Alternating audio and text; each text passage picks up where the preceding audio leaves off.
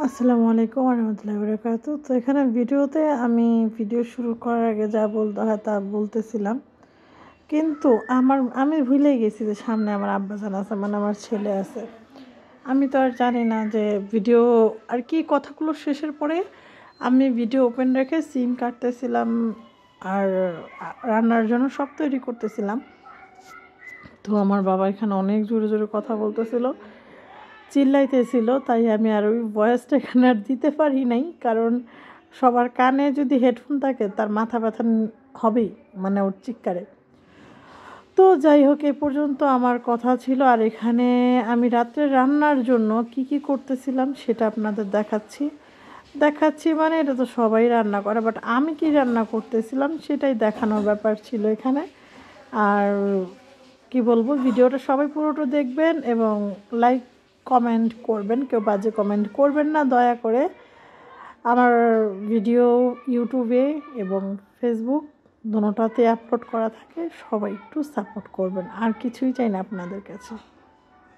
তো যাই হোক, আপনারা ভাবতে পারেন এখানে বেগুন করতেছে আবার সিম করতেছে, কারণ কি এখানে একটা সবজি মাছ যেটাকে বলা হয় সিম আলু, শীতের সবজিগুলো দিয়ে আর কি, সিম, নতুন আলু, বেগুন, তারপরে হয়েছে টমেটো, এগুলো মিক্স করে যে ছোটো ছোটো ট্যাংরা মাছ আছে না, সেই মাছগুলো দিয়ে রান্না করবো।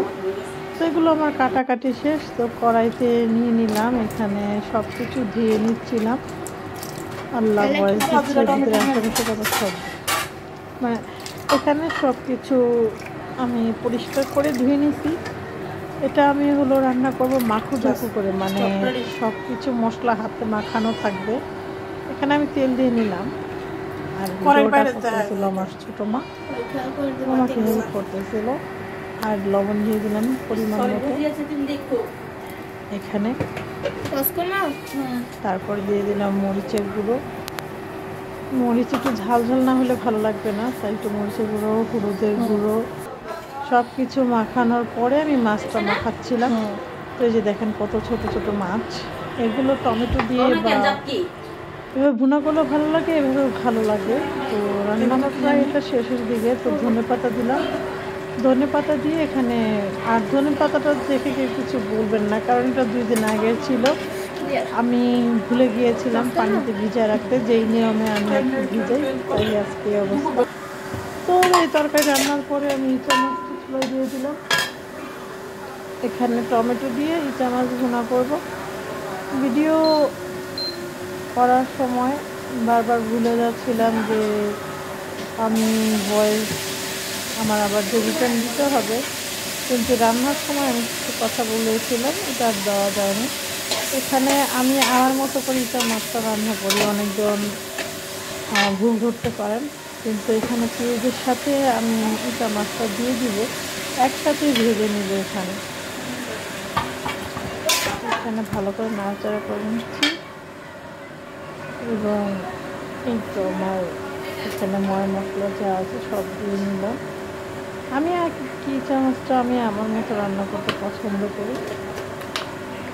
তো হলুদের ফাঁকি, মরিচের ফাঁকি, যা যা প্রয়োজন আছে রান্না করতে সব কিছু এখানে দিয়ে দিয়েছিলাম। কিন্তু আসলে কি অনেকজন ভাবে যেভাবে রান্না করলে মনে হয় রান্নাটা ভালো হয় না, কিন্তু না, মশলা আমার এই মাছটা রান্নাটা ভালো হয়। আর আমি একটু ঝাল টাইপের কিছু করতে চাচ্ছিলাম, যে ইচা মাছটা ঝাল হবে। ইচা মাছটা আমার কাছে কেন যেন ঝালই ভালো লাগে। আপনাদের কাছে সবার কাছে কেমন লাগে সেটা অবশ্যই কমেন্টে জানাবেন।